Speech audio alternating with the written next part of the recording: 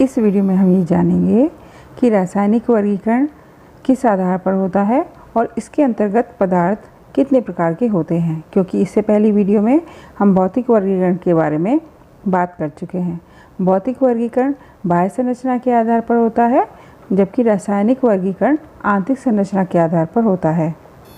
रासायनिक वर्गीकरण में भी हम पदार्थ को दो भागों में बांटते हैं, शुद्ध पदार्थ और मिश्रण। शुद्ध पदार्थ ऐसे पदार्थ जिनमें एक ही प्रकार के अभिमार्जक पाए जाएं, शुद्ध पदार्थ कहलाते हैं। ये भी दो प्रकार के हो जाते हैं, तत्व और यौगिक। सबसे पहले हम बात करेंगे यहाँ पर तत्व की। तत्व में केवल एक ही प्रकार के परमाणु होते हैं, जैसे सोना, चांदी, लोहा आदि। एक ही तत्व के दो या दो से अधिक परमाणु मिलकर एक अणु का निर्माण करते हैं, जैसे ऑक्सीजन का और हाइड्रोजन के। लेकिन कुछ तत्व ऐसे भी होते हैं जिनके एक अणु का निर्माण केवल एक परमाणु से ही हुआ होता है, जैसे हीलियम और नियॉन।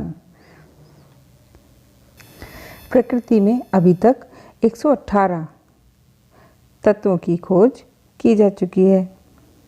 तत्व में क्या क्या गुण होते हैं? तत्व को किसी भी क्रिया द्वारा अन्य सरल पदार्थ में विभाजित या तोड़ा नहीं जा सकता। दूसरा गुण है इसका, किसी भी तत्व में उपस्थित सभी अणु और परमाणु समान गुणधर्म वाले होते हैं। यानी ऐसा नहीं हो सकता कि एक अणु में कुछ गुण पाए जाएं और दूसरे में कुछ और। अब बात करते हैं यौगिक की।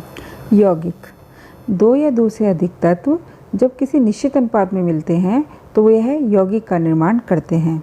जैसे हाइड्रोजन के दो परमाणु जब ऑक्सीजन के एक परमाणु से मिलते हैं तो वो जल का एक अणु बनाते हैं। यहाँ पर जल क्या है? यौगिक।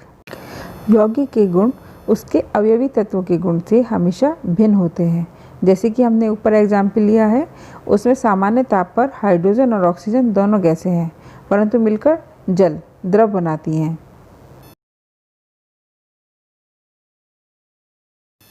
मिश्रण दो या दो से अधिक तत्व या यौगिक को जब हम आपस में किसी भी अनुपात में मिला दें तो मिश्रण बन जाता है, जैसे चीनी और नमक का घोल। ये भी दो प्रकार का होता है, समांगी और विषमांगी। समांगी यानी होमोजीनियस मिक्सचर, ऐसे मिक्सचर में दो या दो से अधिक अवयव समान रूप से वितरित होते हैं। इन्हें अलग अलग देखना संभव नहीं है, ठीक है। और विषमांगी यानी हेटेरोजीनियस मिक्सचर, इसमें अवयवी पदार्थों का वितरण समान नहीं होता है। इन्हें हम अलग अलग देख सकते हैं। जैसे रेत में को अगर जल में मिलाते हैं तो रेत और जल दोनों को अलग अलग देखा जा सकता है। विषमांगी मिश्रण में हम अलग अलग पहचान सकते हैं कि कौन कौन से घटक डाले हुए हैं, जबकि समांगी मिश्रण में हमें अलग अलग नहीं दिखाई देता है। मिश्रण में और क्या क्या गुण होते हैं? अब बात करते हैं मिश्रण के गुणों की। बेटा ये 3 गुण हैं जो ध्यान रखने हैं। सबसे पहली बात कि मिश्रण में जो घटक होता है वो किसी भी अनुपात में मिला होता है।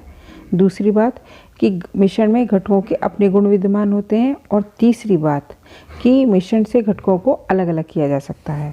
धन्यवाद।